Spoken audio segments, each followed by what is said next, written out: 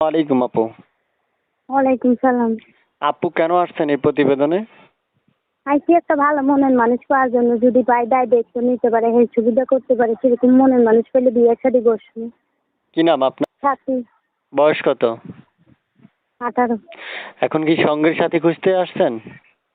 অবশ্যই একটা মনের মানুষ চাই, একটা ছোট একটা ভাই আছে, আর নানি আছে, আর আম্মু আছে, যদি সেরকম একটা মনের মানুষ পাই, আমার দায়িত্ব করে নিতে পারে, তার কাছে বিয়ে শাদী বসবো। আচ্ছা, যদি বাইরেও থাকে কোনো সমস্যা নাই, বললে তার জন্য অপেক্ষা করি। কেমন বয়সী মনে মানুষ চাচ্ছেন? যেরকমই হোক কোনো সমস্যা নাই, বিপদে পাশে থাকতে পারে, সেই হচ্ছে মহান মানুষ। আপনার বিয়ে হয়েছে? বিয়ে হইলে কি আর প্রতিবেদনে আসতাম? হয় নাই বলেই তো আইছি। আমার কাছে 8 বাচ্চার মাও ফোন দেয়, ফোন দিয়ে বলে তার স্বামী নেই, এই জন্য জিজ্ঞেস করলাম হয়তো বা বিবাহ হয়েছে কিনা জিজ্ঞেস করলাম আর কি। না, হয় নাই। আচ্ছা, এই নাম্বারটা কার? এটা আমারই নাম্বার। এই নাম্বারে ফোন দিলে আপনাকে পাওয়া যাবে? অবশ্যই পাওয়া যাবে। প্রিয় দর্শক, শুনতে পেরেছেন, এই নাম্বারটা হচ্ছে আপুর, লাস্টে 92 292। এটা কি আপনার? হুম।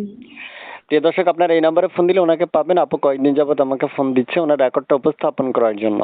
একজন উপস্থাপক হিসেবে উপস্থাপনা করা আমার দায়িত্ব, যাচাই বাছাই করার দায়িত্ব একান্ত আপনাদের পার্সোনাল ব্যাপার। প্রিয় দর্শকদের উদ্দেশ্যে শুনতে চাই আপু, আপনার বাসায় কে কে আছে? একটা নানি আছে, শুধু একটা ভাই আছে, আর আম্মু আছে, আর আব্বু বিয়ে শাদী করে চলে গেছে।